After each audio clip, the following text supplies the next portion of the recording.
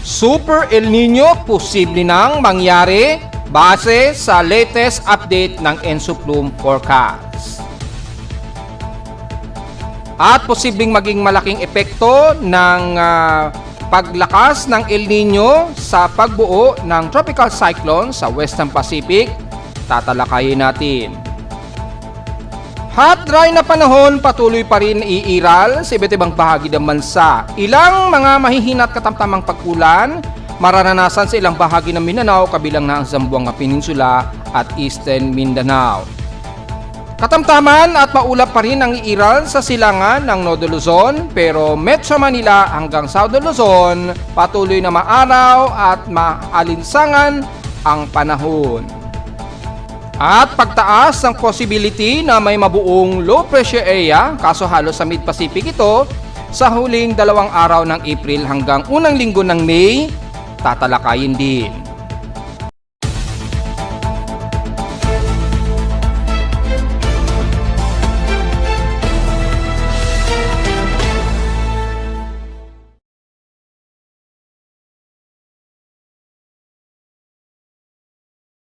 Hello, good morning mga folks! Welcome po muli sa ating Daily Weather Bulletin at Analysis para sa araw ng Miyerkules, April 22, 2026. Ang oras nating boss pa may maga, alas 10:08 na ng umaga.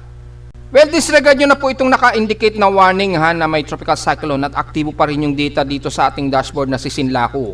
Well, may problema na naman si Infirmary, so disregard nyo muna yan, aayusin din natin yan, gagawa natin ng paraan. At kapag nagloko kasi yung pinaka-data source ng NOAA ay wala po tayong magagawa kung ano lamang yung naka-stock by na data na nandun sa pinaka-data server nila, yun lamang ang lilitaw. So mukhang na-freeze o parang walang nagbago o hindi na nag-update yata yung data server ng Infirmary, kaya nanatili po na nakaganito yung ating monitoring. So nagkaroon ng epekto tuloy. Maging doon sa ating tropical cyclone sector ay naka-freeze po. So titingnan natin ang magagawa natin mga folks ha. So gagawa natin ng alternative. Siguro gagamitin natin yung uninterruptible data. Ire-request ko pa yung authority. Siyempre kailangan muna nating magpaalam na gawin natin na significant yung data nila na uninterruptible. So, mahigpit kasi yung isang foreigner na nagsha-share ng data sa atin. So, kailangan natin ipaalam muna. Pero kasi yung mula sa Infirmary ng NOAA ay wala po tayong magagawa kung nagluloko yung kanilang main servers. Ganyan po ang resulta. So, gagawa natin ng paraan yan mga folks. Pero lusaw na po yan si Sinlaku. So, medyo pagpasensya na po natin kasi wala rin tayong control dun sa kapag yung pinaka-data center nila ay hindi talaga naayos. So tingnan natin ang magagawa natin mga puksa. So balik tayo sa lagay ng panahon. So far ay kagabi nagkakaroon na ng mga pagkulog at pagkidlat mula kahapon. So double check natin sa ating lightning detection system. Meron tayong aktibong 3 lightning strikes, pero nasa karagatan naman ito, malalayo at isa sa may bandang dulo ng Tawi-Tawi. Yan. Nagkakaroon ng intermittent noise na naman sa ating lightning detector. So mukhang merong mataas na burst mula sa himpapawid, pero aktibo po yung detection, kaya lang walang malapit na active na lightning strikes na nadedetect dito sa amin sa Caloocan. So most probably malalayo yan, malalayo yung location, wala po tayong magagawa dyan mga folks. Yan, malamang ay nadedetect siguro sa may bandang eastern China na naman, sa may bandang northern Taiwan. Pero sa Pilipinas halos wala tayong aktibong lightning strikes na nadedetect sa ngayon. So sa ating current conditions, overcast, gloomy, haze at few clouds pa rin ang umiiral sa amin sa Caloocan at patuloy pa rin na magiging maaraw at malinsangan tayo sa buong bahagi ng Luzon. Mangilan-ngilan lamang na kaulapan ang iiral sa atin, maging sa bandang Visayas at Bicol region po.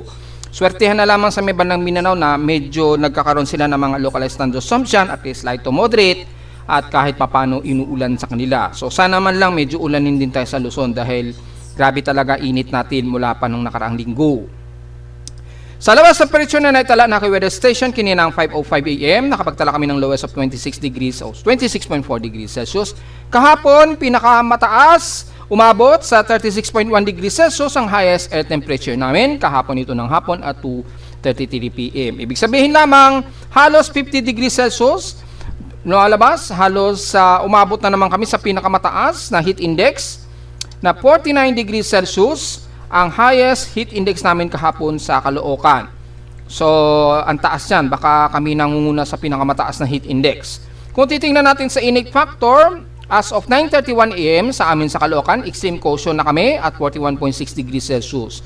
Pero sa forecast, 38 degrees Celsius lang daw ang magiging heat index namin ngayong umaga at pinakamataas papalo sa 42 degrees Celsius mamayang alauna daw ng hapon. So mataas. Ayon naman sa init factor ni Pag-asa, kahapon po yung huling report nito, April 21, ang 5 o'clock. Nangunguna sa may pinakamataas ang Apari Cagayan at San Jose Occidental Mindoro. Lumalabas kami sa Caloocan ang may pinakamataas na heat index o init factor. So double check natin sa forecast kung magiging mainit pa rin ba ang bahagi ng Central Luzon. Unahin na natin kaagad sa may bandang Dagupan o sa may bandang Pangasinan. 39 o 39 degrees Celsius po ang pinakamataas ngayon.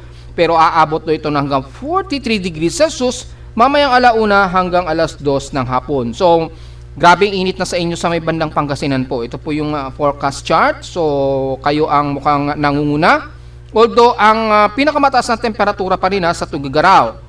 Sa Tarlac naman, sa Central Luzon, nangunguna ang inaasahan nating highest heat index, 38 degrees Celsius. Pero papalo din daw ito hanggang 42 degrees Celsius na mayang alauna ng hapon. So, dito kaya sa Ilocos Norte, tingnan natin kung tumataas na rin sa kanila. Yes, 39 degrees Celsius at mapalo ito hanggang 41 degrees Celsius ngayong 11 o'clock hanggang alas 12 ngayong tanghali. Pumapalo-palo na rin sa mahigit 40 yung kanilang heat index.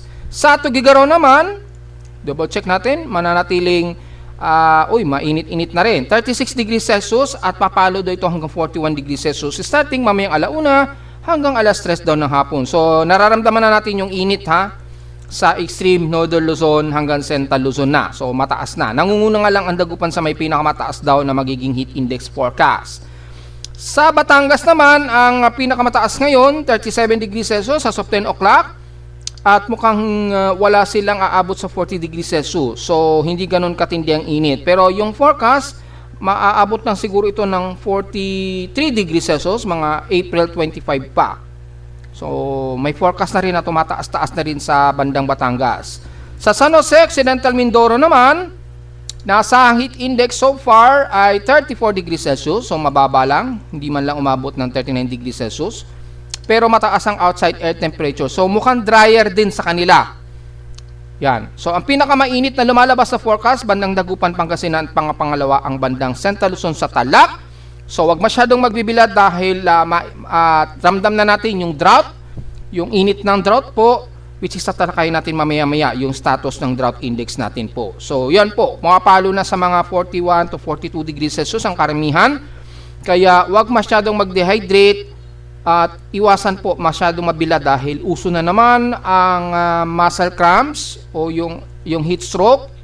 Lalo na't sinasabayan pa tayo ng masamang pollution, lalo na dito sa Metro Manila, na kung saan ay patuloy pa rin ang pagtaas ng pollution natin, bunsod po ng Navotas landfill po. So, yun po, nasasabayan pa tayo noon. Kaya lalong nahihirapan po tayo ngayon makapag-concentrate lalo sa mga pang-araw-araw natin, kasabay pa ng grabing init ng panahon.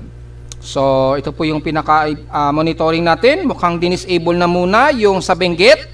Mukhang nakinig yata si Pag-asa sa ating panawagan. Well, check natin. So, makita natin mukhang hindi aktibo ngayon yung Benguet automatic weather station nila. So, mukhang narinig tayo ni Pag-asa. At least na nasasabi naman natin sila in a good way para naman mananatili na nagagamit natin yung mga automatic weather station nila. Kasi karamihan ng mga Pilipino hindi nagagamit masyado yung facilities o yung pinaka-data ni Pag-asa na kailangan naman natin malaman ito dahil kinakailangan na mamomonitor din natin ang lagay ng panahon sa iba't ibang bahagi ng bansa. So mukhang dinisable ni Pag-asa muna yung Benguet, yung Sala ni Trinidad Benguet dahil napaka-imposible naman kasi na ganon kainit despite na napakalamig sa lugar na yon. Yan. So, yung highest air temperature natin so far, ang Himalayan, Negros Occidental na may 32.8 o 33 degrees Celsius. Ang highest heat index naman, ang Tandag Surigao del Sur na may 39 degrees Celsius heat index. So, yun po yung pinaka-highest sa ngayon. Mukhang good thing, dinisable muna. At sana maayos po ni Pag-asa yung mga nagloloko na weather station o automatic weather station natin nationwide, para naman yung mga weather vlogger na tulad natin o tulad ko ay nai-report natin ng mas maayos at mas accurate na data na dinidistribute naman din mula kay Pag-asa. So, maganda na rin sana yon at very good thing kung nakukumpuni at naaayos kagad ni Pag-asa. Mas maganda kasi kung mas dynamic na ang ating mga data at hindi nagkakaroon ng mga error roosting para naman ay tama at accurate nating naibabalita yung mismong data mula kay Pag-asa. Kung itatabi naman natin sa P6 streams in past 24 hours, nangunguna ang, double check natin sa kabila. Yan. Nangunguna pa rin ang Tuguegarao natural na may grabing init sa kanila na outside air temperature na 37 degrees Celsius, na grabing init ang kanilang temperatura dyan. Although mababa ang heat index, maliwanag lamang na mababa din o drier din sa kanila sa Tuguegarao, pero mataas ang outside air temperature. So hindi ganon katindi ang alinsangan, pero grabe naman ang init ng temperatura nila. Umalo nga sa 37 degrees Celsius ang kanilang outside temperature. At pumapangalaw lamang ang San Jose Occidental Mindoro na may 36.8 degrees Celsius na temperatura. Yan. Sa Jensan, ganun din, 36 degrees Celsius ang init. Sa Subic, 35. So, sa Science Garden, sa opisina ni Pag-asa, nasa 35.5 degrees Celsius po. Mainit din. Maliwanag naman po yan na napakainit na rin sa atin sa Metro Manila. Sa lowest temperature naman sa Baguio ay 16.4 degrees Celsius. In past 24 hours yan. At sa Inulan naman ay nangunguna ang hinatuan na may light to moderate lamang na 7 mm na total rainfall. So mapapansin natin, mula sa report natin kahapon, isang araw, ay nagkaroon tayo ng mga light or moderate rain showers, madalas bandang Mindanao po yan. So sana dito rin sa Luzon ulanin din tayo para naman maidsan ang grabe talaga init. Kung di tayo nagkakamali, may napapaulat na 2 na raw ang nasawi dahil para lamang sa makakuha ng ayuda para sa gasolina. Isang nagmamaneho din ata ng tricycle, correct me if I'm wrong, pero nasawi daw po siya, kakaantay ng matagal para lang makapila na makakuha ng ayuda para sa diesel. So nakakalungkot naman po, nakikiramay din tayo sa pamilya. Pero sana naman ang ating gobyerno ay magawa na po ng solusyon ito na maiwasan na po yung krisis natin sa gasolina, kasi marami na o dadalawa na po ang namatayan tayo ng mga kababayan dahil lamang sa pagpila ng mahaba at matagal daw masyado kasi ang pila. Siyempre, nakatapat pa sila sa tinding sikat ng araw, na gaya nga po ng report natin ay delikado talaga na nagkakabilad tayo ng matagal. Nagdudulot po talaga ng heat stroke yan at dehydration na nagdudulot minsan ng pagkasawi ng ating mga kababayan, gaya nga po ng naiulat nga po. Sa Quezon City ata yun yung biktima na nasawi sa pila habang pumipila daw siya para lang makakuha ng halagang 5,000 para sa ayuda sa diesel o gasolina. So nakikiramay po tayo. So sana mapigilan na po yung ganitong sistema. Kasi during COVID-19 pandemic ay wala tayong naiuulat na ganitong problema na pagkahaba-haba ng pila. Kasi gaya ng inyong lingkod nakatanggap ng ayuda pero through GCash po, direkta sa GCash kaagad. Yan. May pupunta lang sa amin sa harap ng bahay namin, mga taga DSWD, then pipirma ka lang na confirm na matatanggap mo yung pera, and then after pirma biglang may dadating na lamang na GCash padala, papasok dun sa account mo. Then i-confirm yun, kukunin lamang yung reference number na katunayan na yun ay natanggap mo na. Isusulat lang yun din, tapos na, lipat lang. Ang bilis po. Yung iba naman sa mga barangay, meron din ganon, pero hindi mo na kailangan pumila. Kapag ka na-receive mo na yung GCash mo, saka na ka nang lalapit doon sa desk, lalagay mo lang yung reference number to confirm na natanggap mo na yung ayuda. Kaya ang bilis nung panahon ng COVID pandemic. Kasi naranasan din natin yon mismo kasi nag-lockdown po. Pero hindi na po tayo pumipila ng matagal kasi through GCash po ang padala ng ayuda. So sana gano'n na maging sistema natin lalo na nitong krisis sa gasolina. Samantala, kung ang ating outside humidity naman, medyo drier na tayo at 58%. So, dry na tayo medyo nagda-dry na naman tayo. Tumataas na naman yung drought at bumaba ito ng 7% since last hour. 1,008 hectopascal tayo, and steady ito since last hour pa. So, pa-high tide na naman tayo. May mahigit 2 oras pa to maximum high tide mamayang 12:32 p.m. So, wala namang matinding malakas na alon pero ingat pa rin sa mga papalaot lalo na sa silangang bahagi naman dahil sa eastern lease. Malakas pa rin ang swelling ng karagatan dyan kahit papano. Maabot din at least 0.5 to 1 meter ang alon dyan. Maliban naman sa bandang kanluran. Siyempre ang ating outside air quality na nating moderate pa rin po at 63 index. Magmas po tayo dahil alam naman natin tuloy-tuloy pa rin ang ating air pollution. Double check natin sa ating air quality gamit ang almanac. Yan, double check natin kung gaano na kalala yung ating air pollution. So kahapon, mas mataas po kahapon. Ngayon, mukhang hindi ganon kalala ngayon yung air pollution. So mukhang medyo naapula ng ating mga bumbero o NDRMC yung usok o sunog na nangyayari ngayon sa Navotas landfill. Yan. In 7 days po, grabe po ang ating air pollution. Nung nakarang April 17 pa, nagsimula yung grabeng sunog dyan sa landfill sa Navotas at nagtuloy-tuloy po yan hanggang kahapon. Grabe. Kung nakita nyo po, yung nakikita natin dito, yung actual na data, mapapansin nyo sa umaga, ang lakas ng pagpakawala ng usok ng Navotas landfill. Pagdating sa gabi, humihina ito, kumakalma muna. Kasi madilim at walang sikat ng araw, so medyo kakalma muna yung usok. And then pag kinabukasan na naman, lumalakas na naman siya. So on and so forth. Ganon din ngayong araw. Ngayon, medyo kumakalma siya. So in 30 days po, mapapansin natin ay April 11, medyo tumataas na po yung air pollution natin. And then April 17, ito na, lumala na po yung sunog sa may bandang Navotas landfill. Nakikita natin, nalalaman natin yung paglala. Hindi kagaya nung since April 8 below. Yan. Dahil sa paglala ng pollution natin. So, ito po yung ating temperature na naka-embedded sa aking aparato. Mapapansin natin, since March 26, tumaas na po ito hanggang sa naranasan na natin yung grabing init pagpasok po ng April 3 o April 2. Yan, nag-high peak tayo noong April 7 na pumalo ng halos 38 degrees Celsius, highest air temperature sa amin sa Caloocan. Grabe, no?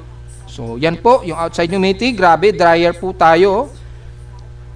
Napakababa ng ating outside humidity. So malinaw lamang na ramdam natin ang epekto ng drought o yung tagtuyot na. Nararamdaman na natin yung tagtuyot kasi grabe below 80 madalas ang ating outside humidity.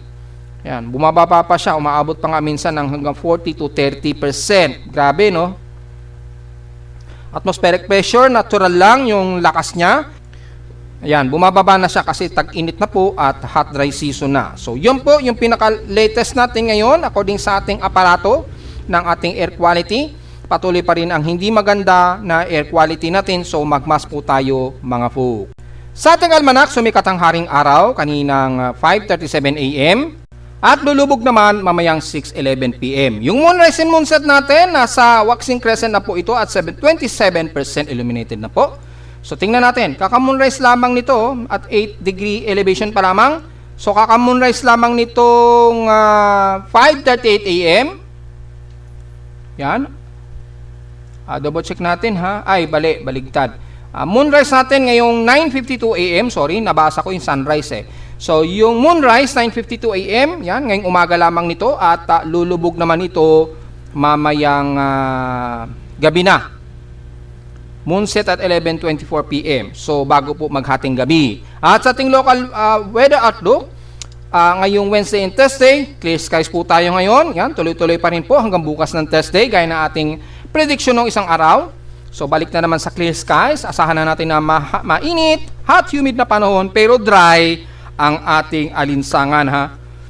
So hot, dry po ang magiging panahon natin hanggang bukas daw yun ng Huwebes. So walang tsansa na pag-ulan, magkaroon man, typically bandang Mindanao po yan. Highest and lowest temperature expected maglalaro between 36 degrees Celsius, grabing init, at lowest temperature expected 25 to 27 degrees Celsius. So iwasan natin magbibilad mga poksa dahil yung forecast natin grabing init.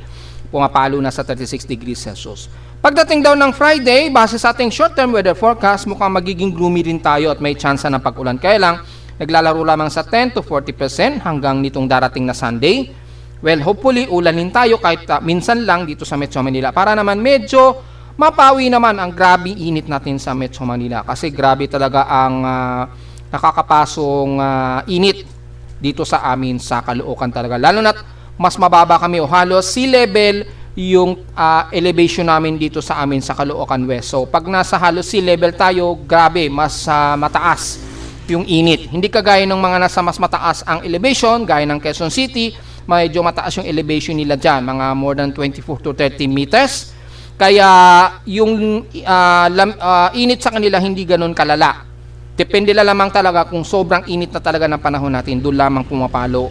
So kung mas tumataas na po yung temperatura sa Quezon City, imagine na lamang po dito sa amin sa Caloocan. So diretso agad tayo sa ating ginagamit na satellite imagery. Makikita po natin halos wala pa rin kaulapan sa bahagi ng Nodo Luzon. Partly cloudy lamang ang iiral. Maging dyan sa may bandang Aurora region na medyo partly cloudy to mostly cloudy. Pero rest ng buong extreme Nodo Luzon, Central Luzon, kasama na ang Metro Manila hanggang South Luzon, maninipis na kaulapan lamang ang iiral. So tuloy-tuloy lamang tayo na makakaranas ng hot dry na panahon hanggang Mimaropa o Visayas area. May mga ilang party to some mostly cloudy ang iiral sa ilang bahagi ng Cebu, Bohol at South Leyte. Pero typically mabababa ang tsansa ng pag-ulan. Pumasok man, very minimal lamang, at least 15%. Na tsansa na magkaroon ng light rain shower, pero sobrang saglitan lang talaga nito kung papasok ang pag-ulan. Dahil wala tayong nakikitaan dito na mataas na water vapor, gaya ng nakikita natin dito sa satellite imagery ng water vapor. Halos dry po ang buong South Luzon at Visayas. Oh. Halos wala talagang water vapor tayo nakikita rito. Except ng bandang Mindanao, medyo mataas. Ayun, oh.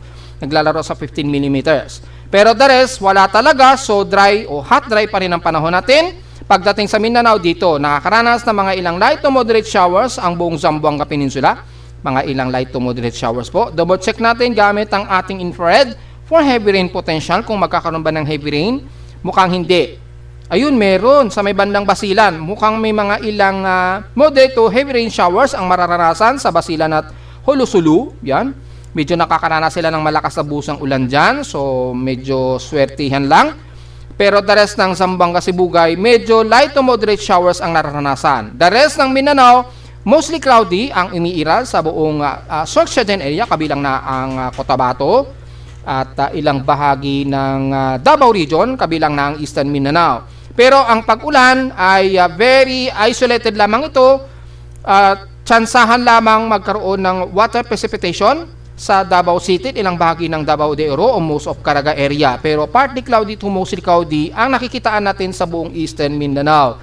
The rest, maaraw at clear skies, kabilang na ang General Santos City o most of Cotabato area hanggang dito sa may bandang Coronadal, medyo clear skies tayo dyan, at Cagayan de Oro, mga ilang party to mostly cloudy lang din ang iiral. So most probably ang bandang Mindanao na mas nakakaranas kayo ng gloomy o mas gloomy at maulap na panahon maghapon. Pero generally, buong bansa, halos dry, hot dry weather tayo ngayong maghapon. At dahil wala naman tayong bagong binabantayan na bagyo dahil lusaw na po kahapon pa itong Sisinlaco, so diretso agad tayo sa ating Tropical Cyclone Assessment Monitoring para i-update namin kayo o i-update ko kayo sa magiging latest ng panahon. Gaya na ating report nung nakarang araw na may posibleng nga pong tropical wave na mabubuo sa southeast of Guam sa mga dalawang huling araw ng April hanggang unang linggo daw yan ng May. Well, mangyayari ba ito? Well, mula doon sa forecast nga po ng Global Tropics Hazard Outlook mula sa NOAA, syempre courtesy sa kanila,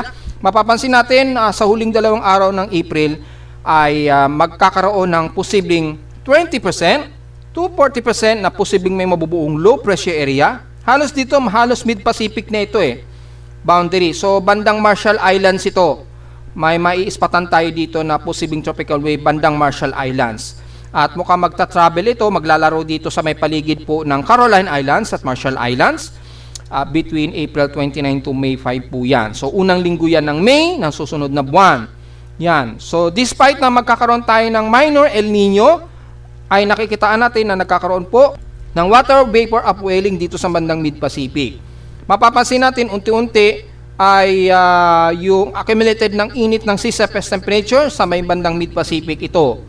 Yan. Then dahan-dahan yan, pumupunta yan dito pamandang Eastern Pacific. Kasi nga po, hihina po yung ating easterly trade wind po. Pahina na ng pahina yung ating easterly trade wind. So yung init dito sa karagatan, halos naiipon dyan yung init, nag-a-accumulate tuloy, umaabot dito sa may bandang Eastern Pacific. Yan, yung init. Kapag ka nangyayari po yan, yung possible of tropical cyclone development, mas dadami ngayon dito sa may bandang Eastern Pacific. Dumadami yan dyan. Kaya yung cyclone season sa bandang Amerika ay tataas yan ngayong taon po. Yan. Siyempre sa atin din, dahil pagdating ng cyclone season o typhoon season natin, hindi naman natin i-ruled out na magkakaroon pa rin tayo ng maraming bagyo, kaya lang very uncertain yung dami nito. So tingnan na lamang po natin, depende sa intensity ng El Nino phenomenon. So makita natin ay posible nga po sa unang linggo ng May ay magkakaroon ng bagong tropical wave. So titingnan natin kung magkakaroon na ng horizontal anomaly.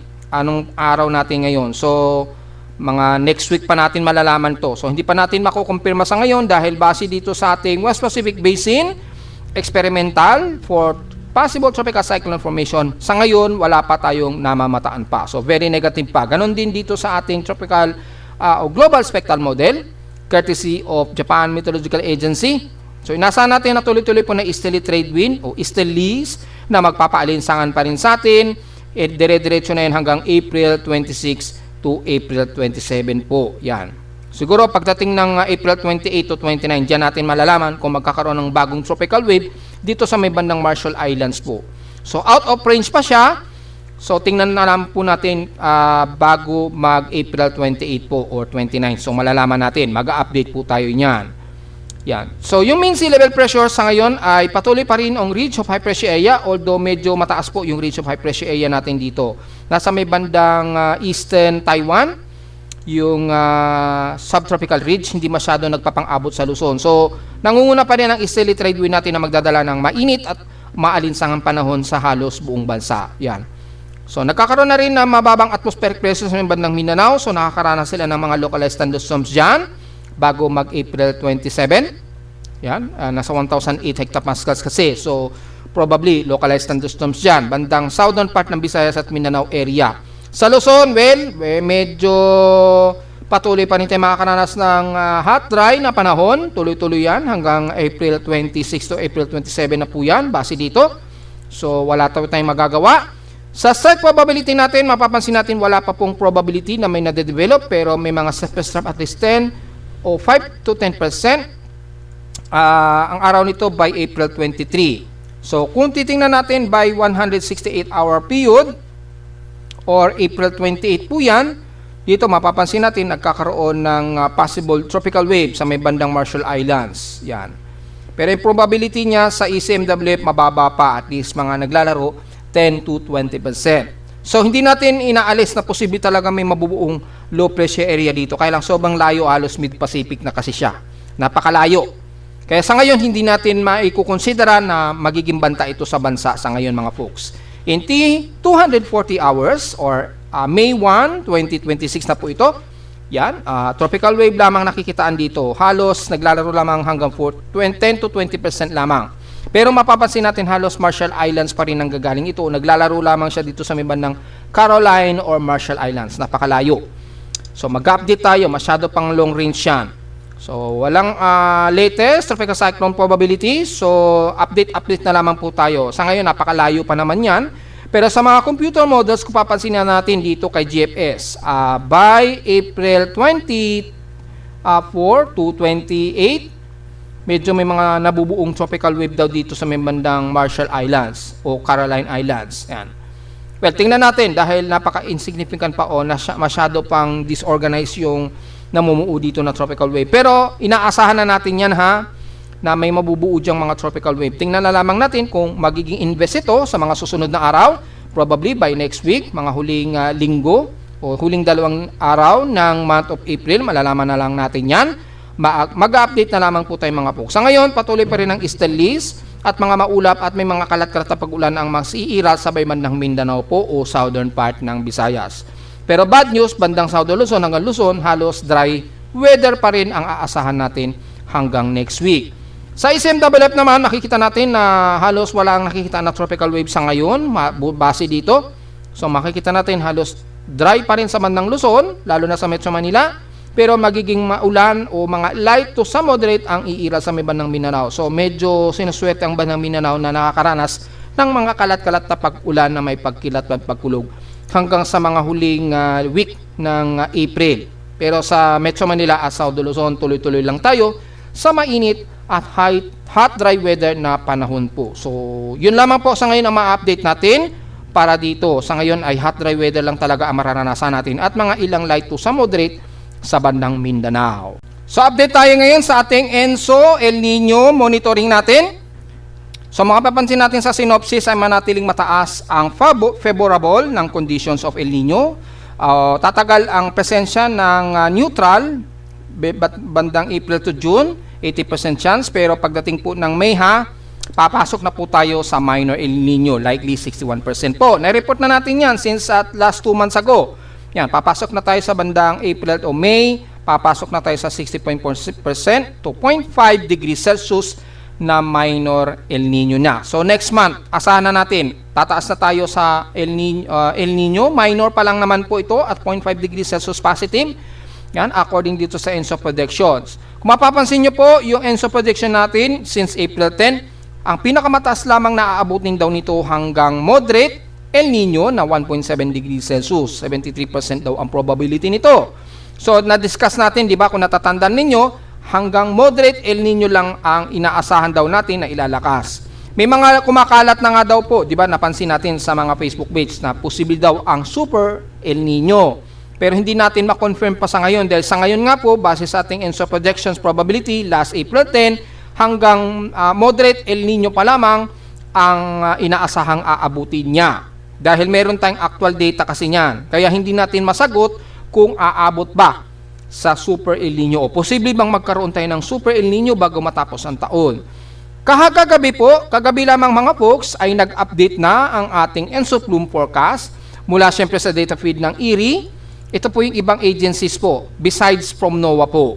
So kagabi po nag-update na po since April 20 yung data ng update ng ERI. At nagulat po ang inyong lingkod dahil mapapansin po natin, pumalo na sa 1.5 to 2 degrees Celsius ang sea surface temperature nito. So kung i-activate natin ang kanyang statistical and dynamic and statistical data, mapapansin natin ay mga bandang June, July o mga third quarter na ito, mga June to July, August ay papalo na sa minor to moderate El Nino tayo na 0.6 to 0.7 degrees Celsius. Ang statistical data ay 0.6 degrees Celsius pero pagdating sa dynamic ay 0.7 degrees Celsius mas mataas. Pagdating ng July, August to September, according dito sa ERI, ay aabot na sa 1.12 degrees Celsius yung pinaka-dynamic average nito. So mapapansin nyo po, nagmo-moderate na kagad siya starting mga July, August to September. And then pagdating po ng August to October, August, September, October, aabot na siya sa 1.1 degrees Celsius to 1.4 degrees Celsius. Ito, moderate na po ito Halos moderate El Nino na po ito between August, September to October. Then, pagpasok po between September to November, so mga last quarter po ito, halos mga huling buwan ng April ng 2026, dito papasok na ang stronger El Nino dahil from statistical average na 1.4 degrees Celsius, papalo ito sa dynamic average na 1.7 degrees Celsius. Kung masusunod po yung dynamic average, tataas ito sa 1.7 degrees Celsius. Concluded o confirmed na papasok tayo sa stronger El Nino phenomenon. Then tatagal yan hanggang November to December. na ang dynamic average na 1.9 degrees Celsius, na sea surface temperature or statistical average na 1.5 degrees Celsius. So between mga December to February ng susunod na taon, so expected natin mga by December po, pagitan po ng December to February ng susunod na taon ng 2027, dito papasok ang Super El Nino. Papasok po sa dynamic average na 2.06 degrees Celsius and statistical average of 1.64 degrees Celsius. So, ibig sabihin po, pag masunod po ang dynamic average na 2.06 degrees Celsius, dito papasok ang pinakamalakas na El Nino natin na Super El Nino. So, posible tayong umabot sa Super El Nino po. So, magsisimula po ang paglakas ng El Nino by June, July to August po ngayong taon. Sa ngayon, yung NOAA ay nakikitaan pa lang natin between April to June, na maglalaro pa lamang sa minor to moderate El Nino pa lamang o less than 1 degree Celsius pa lamang po. Tingnan natin next month, baka mabago po yan. Baka pagdating ng May ay masunod na rin yung forecast ng ENSO plume ng Erie. Kapag tumugma na yung ENSO natin ng NOAA at Erie, doon na natin makukonfirm na mataas na ang probability ng synopsis na posible na tayong magkaroon ng Super El Nino sa huling quarter po ng taong 2026 at pagpasok hanggang February ng susunod na taon po. So paghandaan po natin dito, sa mga nagtatanong ano ba ang significant na epekto kapag nagkaroon na tayo ng stronger El Nino to Super El Nino. Kasi yung mga nagpo-post puro ganito lang, pero hindi nila naipapaliwanag yung exact na value na posibleng ilakas. Yung value tulad na lamang nito, mayroon tayong eksaktong value. At yung statistical data between dynamic and statistical data. Kumpleto po tayo at napakadetalye para sa mga kababayan natin na gustong malaman kung ano ba talagang eksaktong magiging temperatura ng karagatan natin sa Eastern at Western Pacific o pagitan. Yan. Pwede nyo po makita yan sa aking webpage under Almanac at dito nyo po makikita yung El Nino and La Nina monitoring. So, makikita nyo kung ilang values yan. Lahat po yan, mayroon tayong kumpleto na statistics, data, at dynamic data. Yan, na nakukuha natin mula mismo sa Erie mismo. So, ano bang significant effect niyan sa mga nagtatanong? Kasi, ano naman kung magkaroon tayo ng strong El Nino? Alam naman po natin, tuwing El Nino, tumataas po yung drought index natin, di ba? Yung drought tumataas. So, kapag tumataas po yung outing drought, yung sea surface temperature umiinit siya, mapapansin po natin dito sa equivalent oceanic heat content, mapapansin natin yung bandang mid-Pacific natin ay tumataas na po yung temperatura. Meaning, yung easterly trade wind po na pumupunta sa atin, yung easterly trade wind po na pupunta sa bandang kanluran ay humihina na siya, unti-unti na siya humihina. Kapag humihina po, yung init sa karagatan, naiipon siya dito sa may bandang mid-Pacific at ang nangyayari tuloy, yung kilos kasi ng karagatan sa ilalim pasilangan yung galaw ng dagat sa ilalim sa ilalim ng karagatan, pasilangan ang galaw niya. Ang nangyari tuloy, yung init mula sa karagatan na pupunta ngayon dito sa Eastern Pacific. At kapag nangyayari po yan, tumataas po yung temperatura ng karagatan nila dyan sa may bandang pagitan po ng South America. Umiinit dyan, lumalakas naman yung water vapor. So, yung average rainfall tuloy sa kanila ay mas tumataas tuloy sa may bandang Amerika. Kasi mas umiinit ngayon yung karagatan nila dyan. So, mas makakaranas sila ng mas malakasan o mas mataas na average rainfall kumpara sa atin sa Pilipinas. Mas bumababa yung average rainfall natin kapag lumalakas po yung El Nino phenomenon. So, yun po yung pinaka-basic na paliwanag. At ilang beses na po natin pinapaliwanag yung galaw ng ENSO, yung ating El Nino and La Nina status, kung paano nagiging cycle niyan sa karagatan po. So, mapapansin natin sa ocean heat content, mapapansin ninyo, yan ang data nito, April 21. So, makikita nyo po, yung init, naiipon na po siya dito sa may bandang Mid-Pacific. Dito sa atin sa may malapit sa Pilipinas, halos hindi na ganun katindi ang init. Ang naiipon na ngayon dito sa may bandang Mid-Pacific. And then, kapag unti-unti, yung dagat, yung daloy ng dagat sa ilalim, kumikilos yan pa silangan. So, ang nangyari, nagbibuild out ngayon yung init dito sa may bandang Eastern Pacific na. Na resulta na tumataas ng ulan o average rainfall sa may bandang Amerika. Yan o. Kung titingnan natin yung sea surface height anomaly, tumataas na po sa may bandang Eastern Pacific. Ayan, tumataas na po. Tumataas na po yung most of temperature dyan. Yan, mapapansin natin mga around 20 to 40 degrees Celsius yung sea surface temperature. Ayan o, sa may bandang Amerika, nag-upwelling na. Dito sa atin, bumababa na. Yan o. Yan, makikita yan sa sea surface height anomaly, courtesy yan ng Miami mismo. Yung oceanic monitoring since April 21 po yan.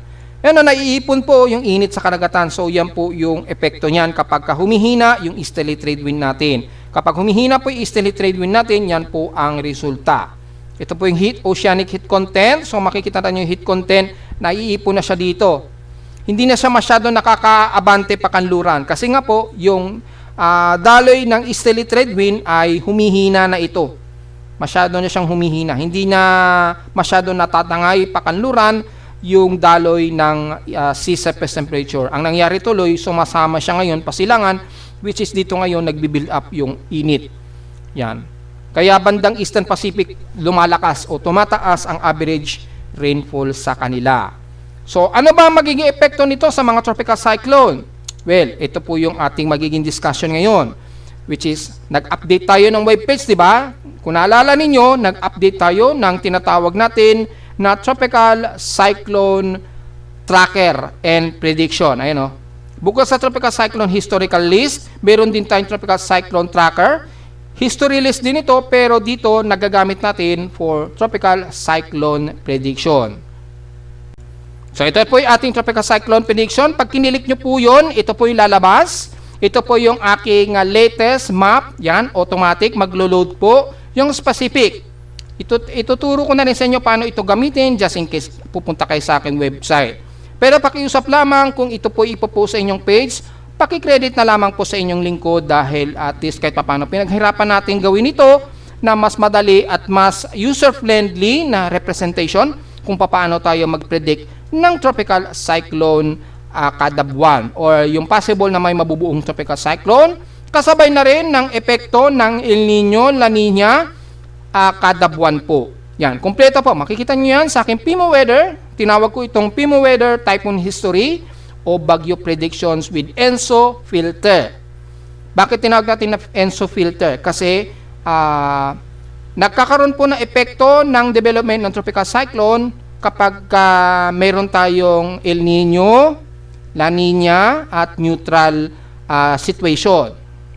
Then, mafi-filter nyo po kada month. So, kung magpo-forecast tayo, halimbawa, sa susunod na buwan, May po, ito po yung range, year range po ito, starting and end. Di ba? Ito po yung pinaka-latest natin, yung latest, at ito po yung pinaka-preview. So, halimbawa, gusto nyo pong makuha yung possible na simulations, ayan o, ang pinaka-starting ng merong available na tropical cyclone since 1884. Ang data niyan mula sa pinaka-eve tracks ng NOAA, dyan nyo po makukuha yung data niyan at doon po natin ginamit yan. So, let's say, ang pinili natin, masyadong insignificant itong 19th century. So, tingnan natin siguro by 20th century. Siguro starting na lang tayo mga 1942. So World War II pa ata ito. Hanggang year 2026. Iwasan po natin i-load ng lahat ng normal, pero kung malakas naman ang inyong mga computer, pwede nyo po i-load dyan. Pero sa akin kasi sa PC naglalag na siya kasi sobrang dami po kapag nag-load tayo ng mga tropical cyclone na walang specific month. So, ang gagawin natin, ifo-forecast na po natin. Example lang po ito, magfo-forecast tayo ng possible tropical cyclone development next month, May. So, select mo natin month of May. At tingnan natin, ano ba magiging ganap natin pagpasok ng May. Di ba, meron tayong paparating na El Nino.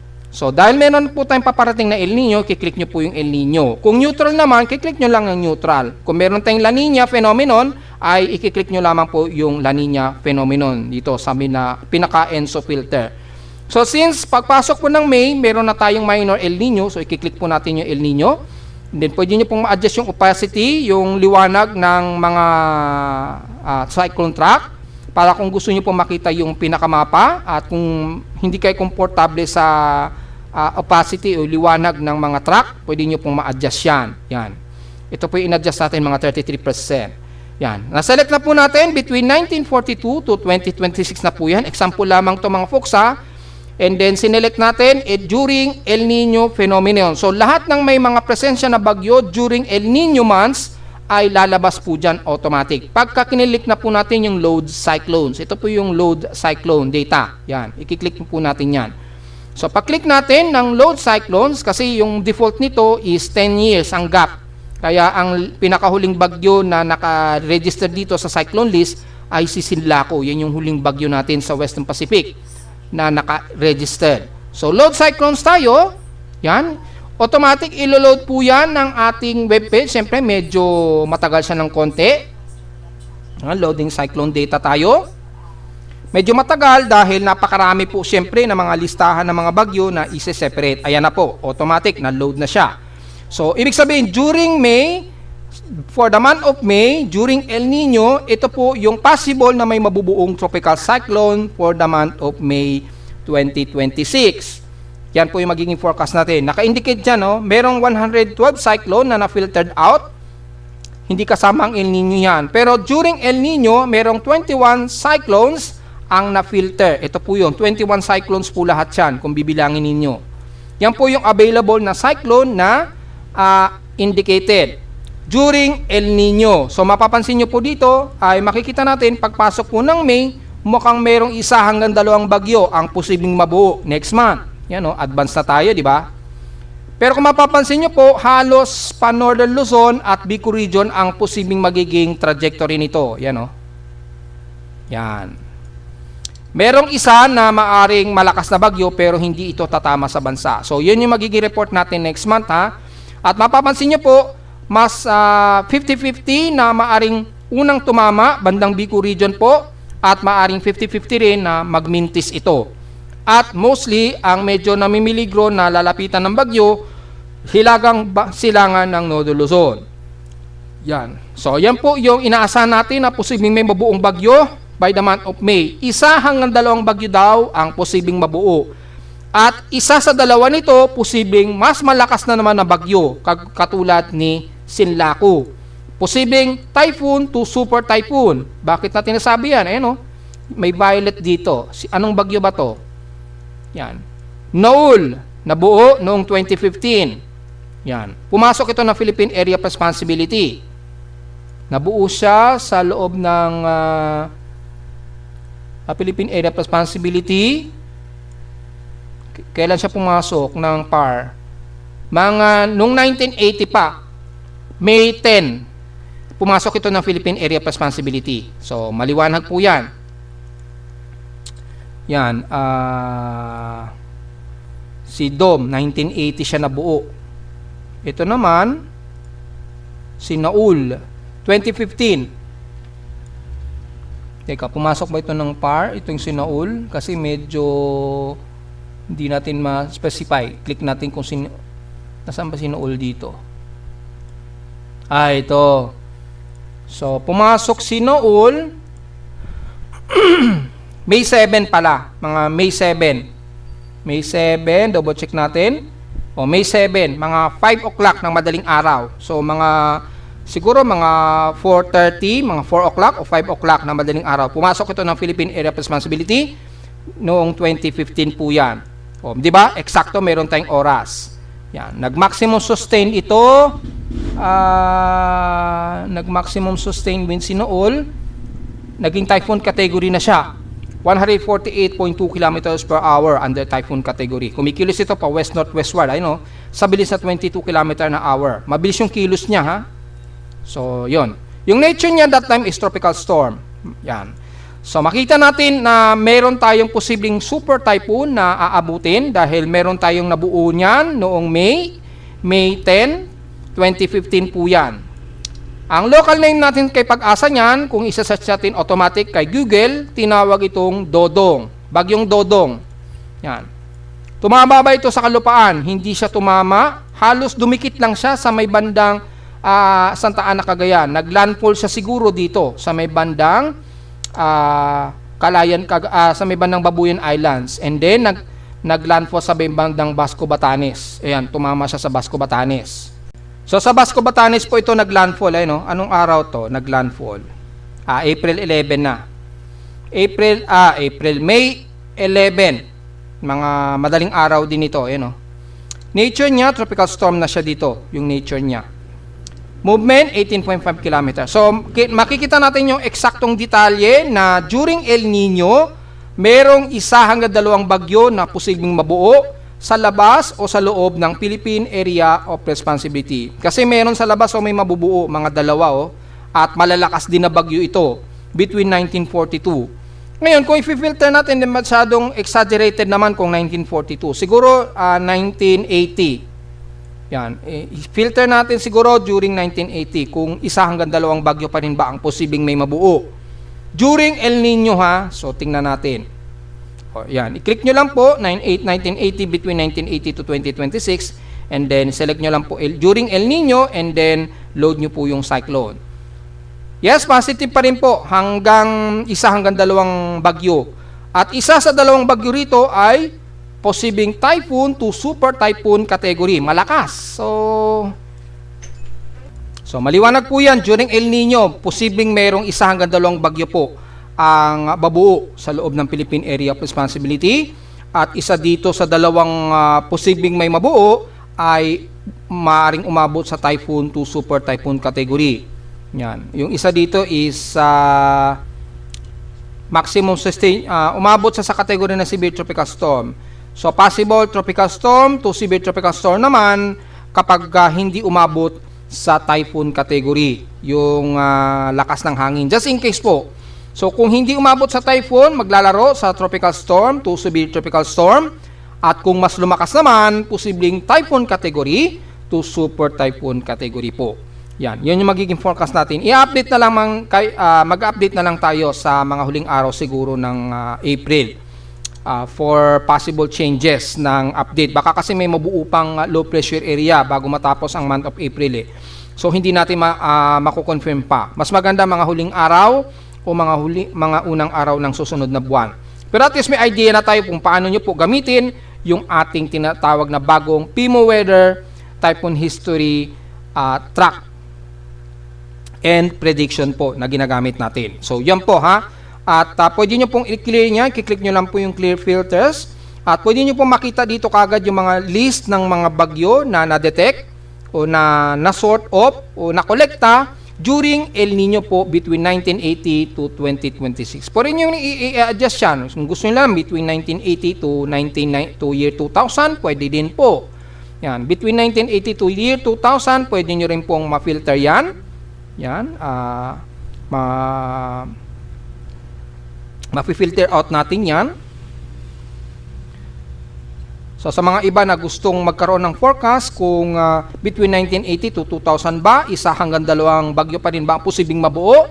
Well, yes, 1 hanggang 2 bagyo pa rin. So mukhang mataas ang ang posibilidad na 1 hanggang 2 bagyo talaga na mayroong mabubuo sa loob ng Philippine Area of Responsibility. At typically, malakas ito.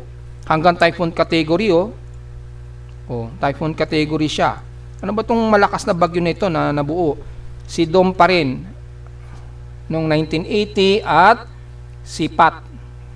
Ito, hindi ko na 2 years old pa lamang ako nito nung may nabuong bagyo Pero yung mas nakaragasa sa Northern Luzon itong si Dom noong 1980. Ano bang local name nito?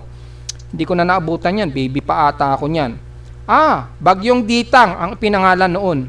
Yan 1980 is Ditang. Si Ditang. Bagyong Ditang ang ipinangalan.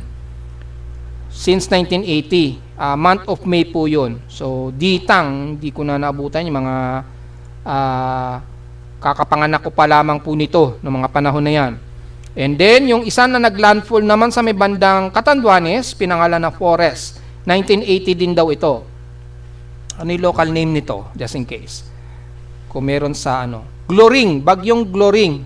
Tinawag ni Pag-asa. Bagyong Gloring daw ito noong 1980. So, kakapanganak ko pa lamang nito.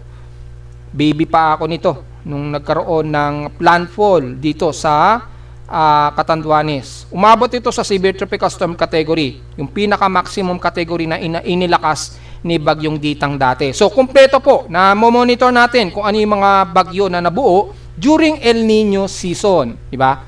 So, yun po yung maganda nating reference para mag-predict ng possible tropical cyclone. Ngayon, ganun din kapag sa La Nina, nalalaman din natin kung ilan ang possible na bagyo na mabubuo during La Nina. At mapapansin natin, pag during El Nino, halos kakaunti lang yung bagyo, di ba?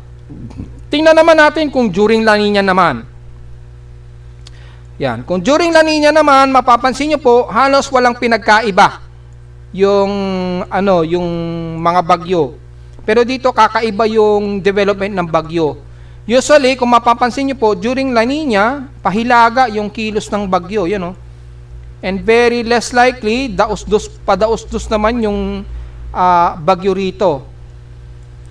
Ayan, nagkaroon ng parang padaos-dos. So, very unusual way na kapag during La Nina season, halos padaos-dos yung daloy ng bagyo dito. Ayan, Ibig sabihin, nagkaroon ng malakas na high pressure area dito sa may bandang eastern China.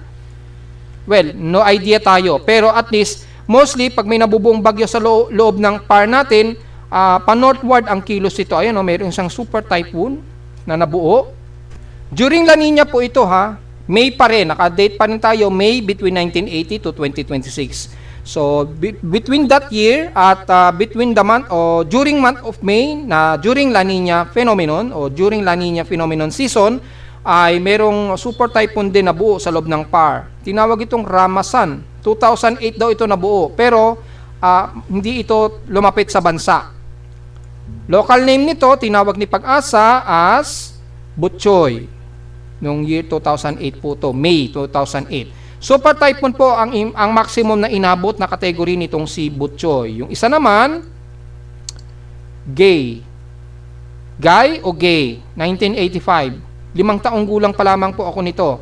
Tinawag naman ni Pag-asa sa local name na Bining, Bagyong Bining. Ewan ko, correct me if I know kung Gay ba tawag dito o Guy. So, well, pasensya na po kung medyo na misinterpret ko yung pagbasa, paki-correct na lang. Gay o Guy Gay or Guy man ang ipinangalan dyan ay merong local name na itinawag si Pag-asa dyan, Bagyong Bining. Ayan. Nabuo rin siya sa loob ng PAR pero pahilaga din ng kilos ito. Ang pinaka-maximum na category na inabot nito, tropical storm daw. So, tropical storm daw hanggang, ayun, umabot ng typhoon category. Yan, nag-typhoon category siya. May 23 naman ito noong 1985 po, during La Nina season. Pag during La Nina po so maliwanag po yan mga folks. Yan. And then, may mga naglandfall dito sa Pilipinas, pero napaka-rare cases po ito na nagdadaos-dos. May 18. Umabot ito sa tropical storm category. Pangalan nito, Halong, 2008. Local name, tinawag sa pangalang Cosme. Bagyong Cosme, naalala ko po ito. Padaos-dos. Kaya dito, maraming erratic din na nai-report. Yung mga iba't ibang mga meteorologists ito at mga amateur, Yan. So, isa naman ay Linfa. 2003 naman ito nabuo. Tinawag ni Pag-asa sa local name na Chedeng. Chedeng din siya. So, Chedeng po ang pinangalan dito. Daos-dos din. Naglandfall sila sa bandang Palanan, Isabela o bandang Tuguegarao. Ito, naglandfall. Kategory nito, tropical storm din. Yes, tropical storm din siya. Naglandfall. North Luzon. Dito naman sa bandang Visayas, na meron din naglandfall, pangalan, Brenda, 1989. 9 years old ako nitong mga taon na ito. At daming mga isla na tinawiran nito. Hanggang sa dumaan ng Batangas at tumawid dito ng bandang Bataan. Ano ba local name nito ni Pag-asa? Bining din. So, ito nga, si Bining. Bining, Bagyong Bining. Yan, naglandfall siya. Yan, Brenda ang itinawag dito on that time. Bagyong Bining sa local name din natin. So, during La Nina, yan po yung mga bagyong nabubuo. Paano naman kung during neutral? Pwede rin, mafi-filter out din natin yan. Yan yun, pagka neutral po kasi, below 0.5 and negative 0.5 degrees Celsius po yung pagitan po ng sea surface temperature niyan. So makikita natin dito at nakukompute din ng ating webpage kung ano yung mga possible na may mabubuong bagyo during neutral days o during neutral phenomenon. Ibig sabihin, walang El Nino, wala ring La Nina. Pag neutral, mapapansin nyo, mas marami. Mas maraming bagyo ang nabuo. Dito, halos kung titingnan nyo po, mga hanggang 3 bagyo ang maaring mabuo. At kadalasan, typhoon to super typhoon category. Between 1980 to 2026. Yan. Kapag neutral. Pero dahil El Nino phenomenon po tayo, mas konti. So mapapansin nyo po, mas konti po yung madalas na nagkakaroon tayo ng development of tropical cyclone by the month of May. Alam naman po natin dahil halos hot dry season tayo. At dahil hot dry season po tayo, mas mababa ang may mga dami ng may nabubong bagyo. Kaya lang, hindi masyado nakaapekto yung El Nino dahil posible pa rin umabot sa super typhoon category yung mga nabubuong bagyo during El Nino. Yan, maliwanag po yan. So, minsan hindi masyado consistent na nagkakaroon ng malaking epekto yan sa mga nade-develop na bagyo kahit El Nino pa. Yan. Umabot pa nga sa typhoon to super typhoon at mostly namimiligro ang Northern Luzon that time. So, 1 hanggang 2 bagyo po ang may posibleng mabubuo. So, yan po ang paggamit at nakikita natin yung pinaka-data niyan. Pwede nyo pong maselect yan isa-isa. Example, si Mawar. Yan, isa-select nyo po si Mawar. Kung gusto nyo, si Dolphin. I-click nyo lang po yan. So, makikita sila isa-isa kung gusto nyo po makita yung pinaka-details nila ng bawat bagyo po. Ayan, nag-landfall pa ata sa Santa Ana, Cagayan halos, Nool, ayan. Nabuo ito 2015. May 2015 po. Lakas, super typhoon din siya, So, malalakas. Malalakas yung bagyo kahit may El Nino tayo. So, ibig sabihin lamang yan, mga folks, hindi masyado nagkakaroon ng malaking epekto kahit may El Nino pa o La Nina. Posible pa rin may malalakas tayong bagyo na mabuo na pumasok sa loob ng Philippine Area of Responsibility at posible ring lumapit sa anumang kalupaan ng bansa. Pero expected po natin na kapag during El Nino, mababa ang average rainfall natin, mabilis matuyo. Yan po yung mabilis na matutuyo, maging yung mga dam natin, mabilis po yung matuyo. So, yan po yung natin, pwede nyo pong gamitin yan sa aking webpage para sa mga amateur na nagre-report din, para sa mas accurate po na hindi lamang natin hinuhulaan yung prediction. At meron tayong actual na basihan kung gaano ba karami ang posibleng may mabuong bagyo kada buwan po, every specific months po ngayong taon po. So, yan po yung inaasa natin na may mabubuong bagyo next month. 1 hanggang 2 bagyo po at isa dito sa 2 posibleng malakas na bagyo na pwedeng umabot sa typhoon category to super typhoon category po. So yan po. At yan po yung epekto ng El Nino at nakita nyo naman po yung pagkakaiba po. During El Nino, La Nina, halos hindi gaano nagkakaroon ng difference. Hindi masyado halos sa pansinin yung difference nila during El Nino and La Nina days. Yan. So, nagkakaroon lang ng malaking pagkakaiba kapag nag-neutral po siya. Mas dumadami po yung nabubuong bagyo kapag neutral. So, yun po ang napapansin natin dito base na rin sa ating typhoon historical or bagyo predictions na may ENSO filter po. Yan.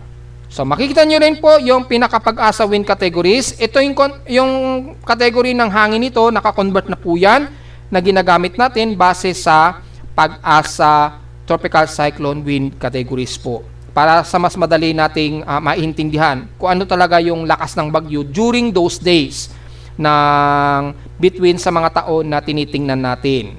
So, folks, meron na po tayong idea kung ano ang magiging significant na epekto nito sa development ng anumang tropical cyclone So sa mga nagsasabi na mas lumalakas daw ang bagyo pagka El Nino po or La Nina, ang masasabi po natin hindi po significantly na masyado nakakaapekto.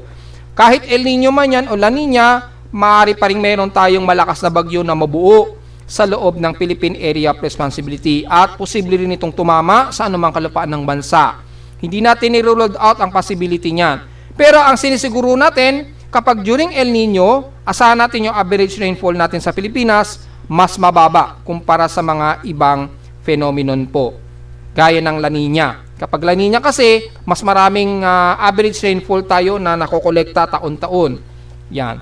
Pero during El Nino talaga, usually, natutuyo o konti lamang yung average rainfall natin. Maging yung mga dam natin, di ba, ay namimiligro din dahil mabilis pong matuyo. So, yun pong epekto ng El Nino. So, again, pagdating po ng bago matapos ang taon, posible po tayo magkaroon ng Super El Nino bago matapos ang taon or between December to February ng susunod na taon. Kung susundin natin yung forecast ng ENSO plume mula sa ERI. Abangan na natin next month kung magbabago po yung forecast ng ENSO ng NOAA. Pag sumabayan kay ERI, doon pa lamang natin masasabi na mataas na ang posibilidad na magkaroon tayo ng Super El Nino bago matapos ang taong 2026. Samantala sa ulat lindol, well, mula kahapon, medyo kalmado naman ang ating mga pagyinig. Wala tayong nadedetect sa akin seismograph as of this time. Wala naman. May mga seismic noise lang na nadedetect ang aking aparato. Normally yan. Well, hindi natin may iwasan na may mga clutching ng pader namin sa likuran. Lalo na pagka yung may nagbubukas dito sa kapitbahay namin, hinahampas pa yung gate. So, nadedetect tuloy ng aking seismograph yung vibrations ng gate. Minsan, nagdadabog pa yung utusan na nagbubukas ng gate. Lalo na sa gabi.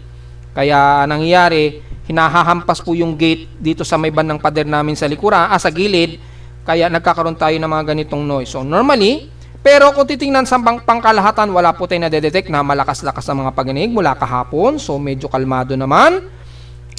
Matapos ang isang malakas na magnitude 7.4 dito sa may bandang Honshu, Japan noong April 20 po.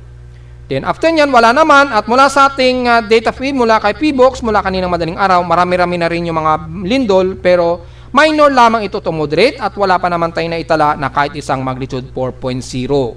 Pero yung mga cluster ng mga earthquake sa may bandang Visayas at Mindanao, patuloy pa rin po maging sa may bandang kanluran ng Luzon po. So maging maingat pa rin po tayo mga folks, especially dyan sa may bandang Bogo, Cebu, at dito sa may bandang Polillo Islands po sa Quezon Province. Dumadami na rin yung clustered earthquake dyan So yun lamang po yung ating advice at since wala tayong latest na malalakas sa paglindol, diretso agad tayo sa ating historical earthquake data. For the month of April 2026, siyempre. Yan. So total earthquakes natin ngayon ay nasa total of 727 earthquakes na po. 701 dito is magnitude 2.0 pataas. Starting nito is magnitude 2.0 hindi natin sinasama dito yung magnitude 1. So magnitude 2.0 pataas, 701 na po. Magnitude 4.0 ay nasa 23 na po tayo. So marami-rami na po ang ating magnitude 4.0 na nailista. At magnitude 5, 6, and 7 na natiling isa ang registered na lindol natin base sa ating monitoring sa historical earthquake data. Pero pagdating sa clustered earthquakes, marami pa rin o mas dumadami pa rin sa may bandang pagitan ng Southeastern Visayas at Eastern Mindanao. 102 po yan, bandang Surigao at sa may bandang Davao Region pagitan ay 156 po.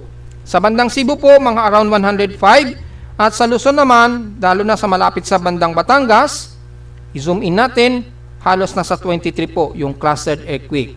Sa Polillo Island, mas marami 43. So, yung mga nasa Quezon Province po, mula sa Camarines Norte, pagitan hanggang Aurora, medyo aristo po tayo anytime Mukhang medyo malikot po yung ating tectonic plate dyan. Activate natin yung fault line.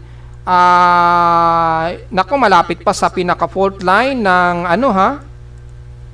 Yan, yung fault line natin dito. Malapit sa bandang West Valley Fault. Karugtong, malapit. Hiwalay naman yan sa West Valley Fault pero halos dikit sila o malapit. Mukhang gumagalaw po yung plate natin dito sa may bandang Quezon Province. Kaya dapat maging alisto po tayo dito anytime Yan. Hindi lumilitaw yung data. So, mukhang wala siyang data. Walang data. Hindi natin maklik eh. Mukhang wala pong data rito kung anong fault line to. Yan. Double check natin gamit ang isa pang recorded natin na lindol. Hindi sa historical earthquake. Doon siguro sa actual earthquake natin. Balik tayo ha kung ano yung fault line. Yung fault line kasi doon sa may bandang malapit sa Vinsons na re-recognize natin. Activate natin yung toggle ng fault line. Ayan. Anong fault line ito? Dextral po ito. Yun, isang lower size depth, walang nakapangalan sa local tectonic. Kung anong local name natin. Ayan, Ginayangan Dingalan Fault. So, sinistral. So, sa pagitan po ng Ginayangan Dingalan Fault, mukhang gumagalaw po yan. Kaya, yung mga nakatira sa Polillo Islands, medyo alisto tayo anytime ha. Pagitan ng Infanta Quezon, Vinsons, Alabat, Quezon, hanggang bandang Aurora po. Dahil tingin natin mukhang gumagalaw po yung sinistral slip type dyan na fault line sa Ginayangan Dingalan Fault. Ayan, ito po yung detalye niyan. Ayan. Kaya nagkakaroon tayo ng mas marami ngayon na clustered earthquake sa paligid. Nasa total of 47 na po yung earthquake count dyan. Yan po yung pinakadetalye, kaya at least meron tayong idea mga folks kung ano yung fault line dyan. Ginayan Dingalan Fault. Yan po yung tawag doon. So, maging alisto po tayo. So, again, ang total earthquakes natin ngayong month ay nasa 727 total earthquakes na po tayo. So, maging alisto po tayo, maging sa bahagi po ng Southern Luzon, lalo na sa may malapit sa Metro Manila at most of eastern at southern part ng Mindanao. At narito naman ating 3-day weather forecast para sa araw ng Miyerkules, April 22, 2026.